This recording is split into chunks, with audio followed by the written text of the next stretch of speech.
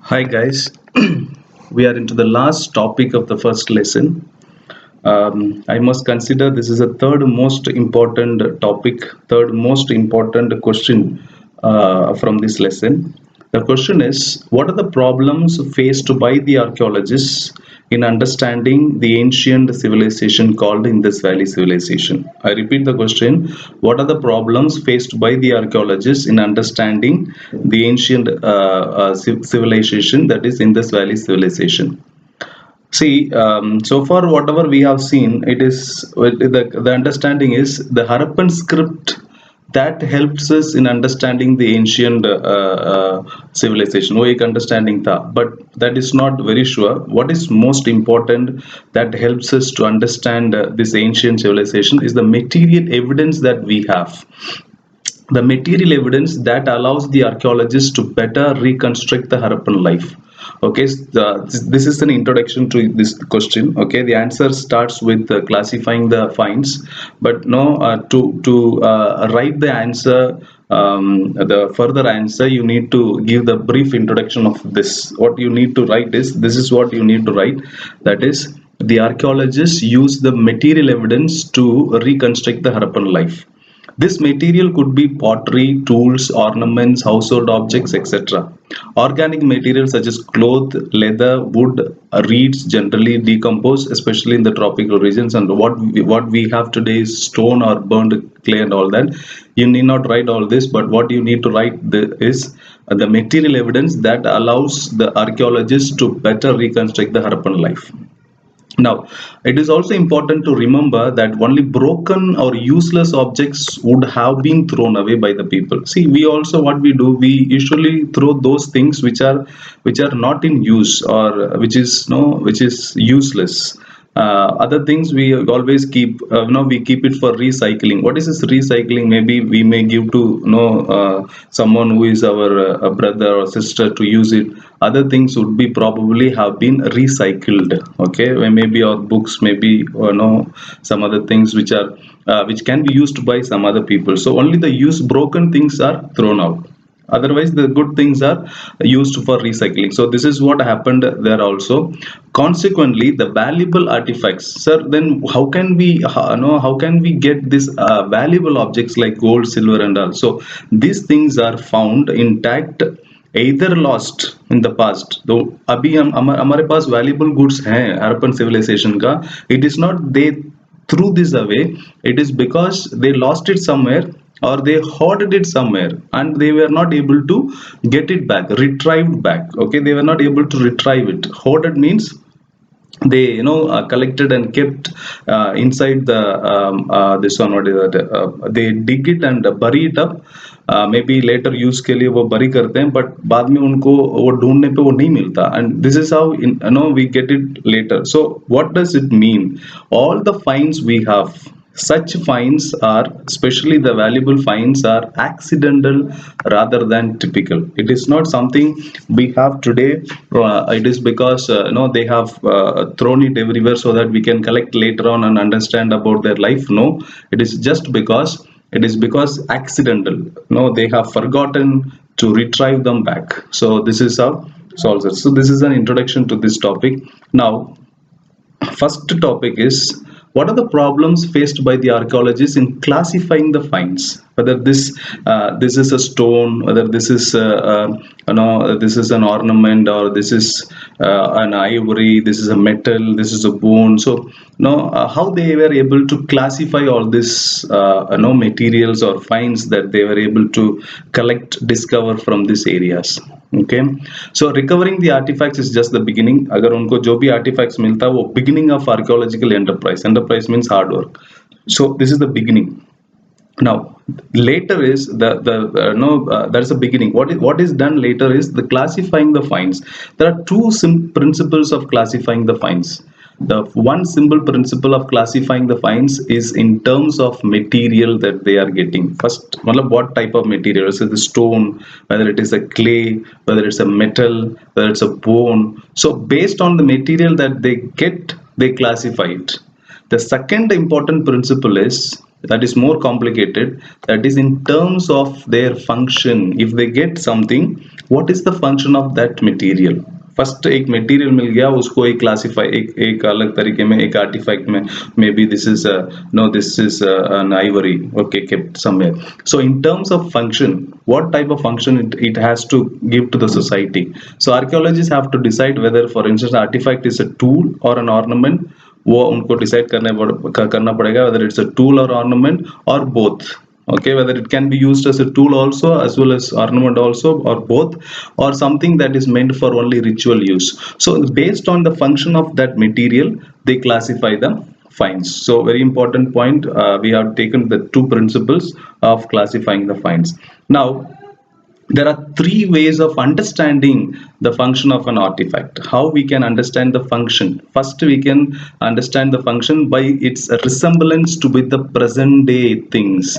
अगर हमारे पास जो आर्कियोलॉजिस्ट के पास जो भी मिलता है उसको प्रेजेंट डे थिंग्स के साथ उसके एक मतलब उसके जैसा एक प्रेजेंट डे थिंग होगा और उसको हम रिसेंबल करते हैं. Now for example we get a plough-like structure discovered from the archaeological sites of Indus Valley civilization. So we compare that with the present day object that we have. Then we come to the function. We come to know the function of that particular object. So this is a resemblance with the present day things. Okay. Then the archaeology will try to find out and investigate and all that. That is all fine. Now the second is archaeologists have to take the recourse to indirect evidence. Sometimes they have to go through some indirect evidence. For example, there are some traces of cotton at Harappan sites. Okay, so but we never got never got cotton directly. But how we came to know that cotton was prevalent during, because the clothing that was depicted in the sculptures. So clothes that were depicted in the sculptures, we were able to understand, and that time cotton clothes were prevalent and cotton was being harvested in Indus Valley civilization. So this is an indirect evidence. So we have to sometimes understand the function of an material through its indirect meaning. Okay, so that is a second way of understanding the function of any artifact. A third one is to develop the frames of reference. Very important to develop the frames of reference. Meaning what? We have to refer to something. What we have today, we have to refer with. So for example, we refer first to whatever we were getting, we were not able to understand it properly. Now what we did, we did this to a context in which to place it in both the terms of cultural significance sequence. We gave a cultural meaning to that. Then we understood that this is something to do with our ancient life. We gave first cultural sequence, then we compared this with the finds of Mesopotamia. So whatever things were discovered in Mesopotamian in the civilization, so Mesopotamia was discovered or excavated before Indus Valley civilization. So we compared what we got from Indus Valley civilization with Mesopotamia. So this is called a frame of reference. You must have studied in sociology. So this is about frames of reference, referring something with the other thing which is already existing, so that we can come to know the meaning or the understanding of that particular thing. So there are two principles of classifying the finds, and there are three ways of understanding the function of an artifact, which is the second principle of classifying the finds. I hope I'm able to put it across to you. Okay. Now, the second problem is problems of interpretation. Whatever we get, whatever the objects or artifacts that we get, now how the archaeologists, how they found it very difficult to interpret the meaning, especially in interpreting the religious practices. That is the most important thing that we are going to see here. The most evident, the archaeological interpretation are perhaps the most evident in the attempts to reconstruct the religious practices of that time. Okay, so why we were able to give religious connotation to all these materials? Because there were some objects which seemed to us very unusual and unfamiliar, and we could not connect it with the present day material. So what we gave is what the meaning that we gave to them is a religious significant meaning. We said this may be some objects belonging to religious practices. This include like figures like terracotta figurines of women heavily jeweled and some with elaborate head dressed. So this is the right side of your page. There is a picture. This is, and this were regarded as the mother goddesses. So we are not able to understand the real function. We are not able to understand the real function by following all the three. We followed with three different understanding of the function. In तीनों में से कोई भी इस पे suit नहीं कर रहा था. So we give the meaning to this as a mother goddesses or religious practice. So then again, a rare stone, I think a rare stone statuary of men in almost standardized posture, seated with one hand on the knee and in yogic posture, and that is we gave that as a priest king. So we saw this priest king picture earlier in this lesson. So very important. You need to learn all these pictures, because there is a question. One marker. Name the identify the picture and name it. So you have to know. And this lesson has a lot of pictures which can turn up into your exams. So that is about priest king. Now this is also given a religious. In other instances, like great bath and fire altars found in Kalibangan and Lothal. These are the two places MCQs के लिए भी बहुत important है. Great bath and fire altar. This fire altar is found in Lothal and great bath Kalibangan. So all this this also, we could not understand the real meaning of this fire altar. Why this fire altar was used? So we gave this ritual significance meaning to this. So attempts have been made to reconstruct the religious beliefs and practices by examining the seals, some of which seem to depict the ritual scenes, others with planned motifs. There were some, this one, what is that, artifacts in which planned motifs were there. उसको हमने क्या meaning दिया? It indicated the nature worship.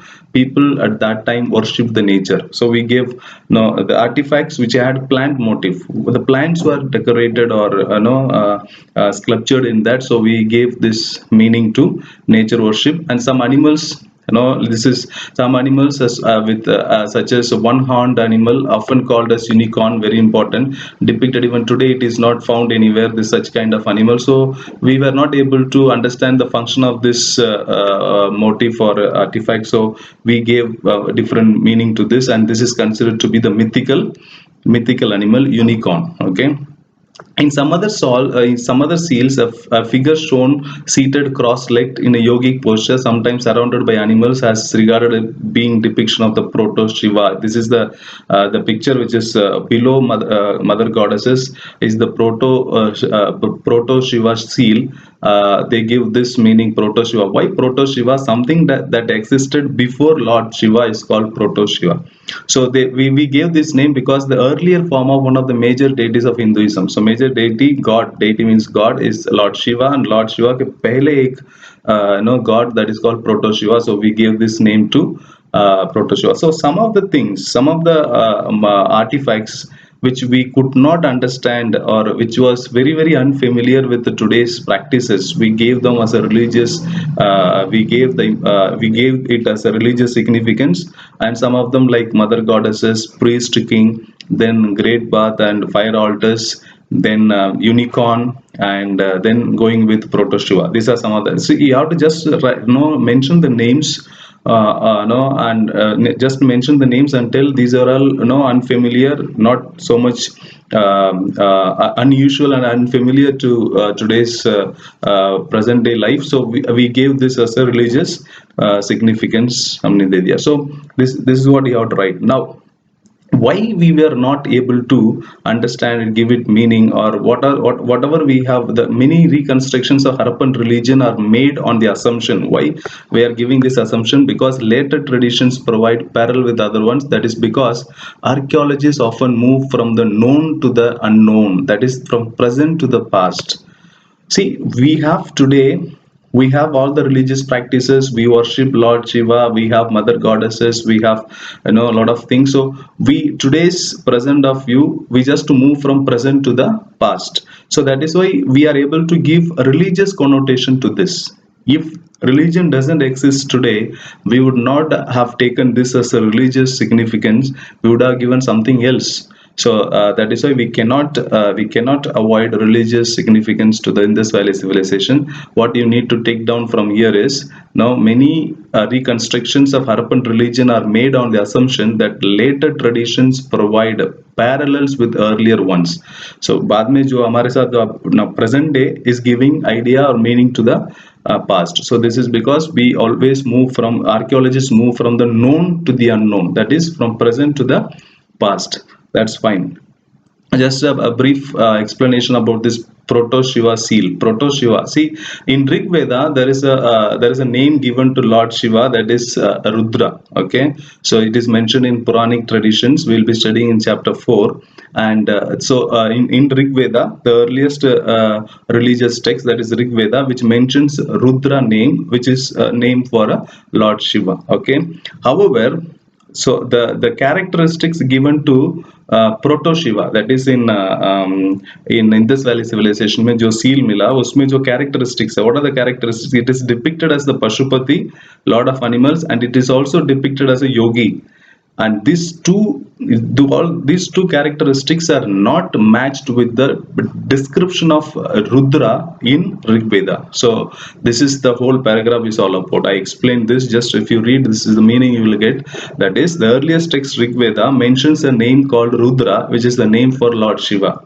Okay, and this Rudra does not match with the characteristics of proto Shiva, which is found in Indus Valley civilization.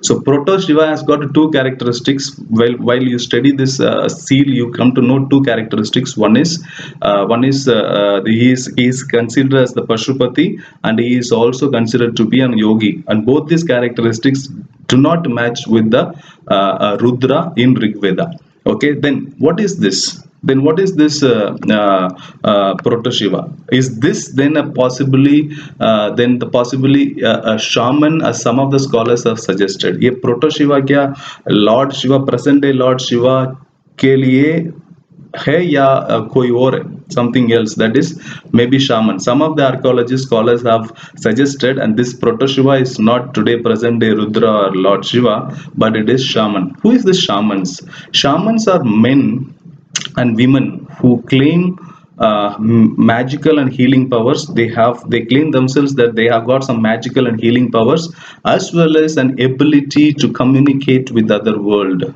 So these people are shamans. Very important. So ये proto Shiva एक shaman हो सकता है. That is, some of the scholars are suggesting to this. Now, sir, you must be very clear with what to write with this, the problem of classifying the finds. You need to write about the two principles. The first principle talking about classifying the finds in terms of material, and classifying the finds in terms of their function. Now, how to understand the function of any artifact? By three ways. One, by understanding the resemblance with the present day. Second, to take indirect evidence. Then frame of reference. Then coming to the problems of interpretation, we have problem with the interpretation of some of the unusual, unfamiliar things, and we give the meanings to the religious practices. Some of them, like mother goddesses, priest king, unicorn, and proto Shiva, and all this. Now we explained. You can just ignore the third paragraph. The proto Shiva meaning, you can explain in your own words. That is, present day Rudra is for Shiva and doesn't have the characteristics of proto Shiva. And what is this proto Shiva seal? Maybe talking about some shamans. Some of the scholars are suggesting this is proto Shiva is a shaman. Shamans are those people who have the magical and healing powers, as well as an ability to communicate with the other world. So I call this an end of the lesson, and we have three sources to be done. And see source, please go through the sources, read them. We will discuss all this when we resume our normal classes. Okay, so if you read, you will understand all these sources, because sources are something that has to be read after doing the lesson. So I think you can read them, and when we come back, when we resume our normal classes, we will be discussing about those sources. So I think we have done well enough for this first lesson, and before beginning every topic, I have given you the questions as well as the answers. I suppose you are all doing the question answers in your copies, and quickly I just go through how many questions so far we have done in this first lesson. The questions all together, how many of them? So that will help us to have the correct record of what we have done so far, because very important for the questions. First question talking about the archaeological evidence to speak about the subsistence strategies. Then we went on to see the questions. Next question, that is Mohenjo-daro a well planned urban center. That's the second question. Third question I think we did on I think craft production, if I am correct. So that is, yes, no, tracking down the social differences. That's the third question, and fourth one is craft production. Yes, fourth one, and the fourth question. And what is the fifth question? And the fifth question is, yeah, it's with the strategies. Yeah, what are the different strategies of procuring this one? That's the fifth question. Strategies to procure the craft material. I don't consider this as a question. You can read them for your one marker. So fifth question, you need not write in your copy. And sixth question is, theories explaining the ancient authority. Sixth question. Then we went on to see. Discovering, yes, Harappan civilization, yes, after ancient authority, very important. What are the different archaeologists view about this very important topic. And the last one with the problems of studying the understanding the past history, that is the ancient. So these are some of the questions, almost I think 8 to 9 questions. Okay, so fine. See, note down your doubts. If you have any doubt, note down them, and whenever we meet again, we will take up your doubts and clarifications. And the next video will be of the second lesson. Till then, all of you stay home and stay safe. Thank you and take care. Bye bye.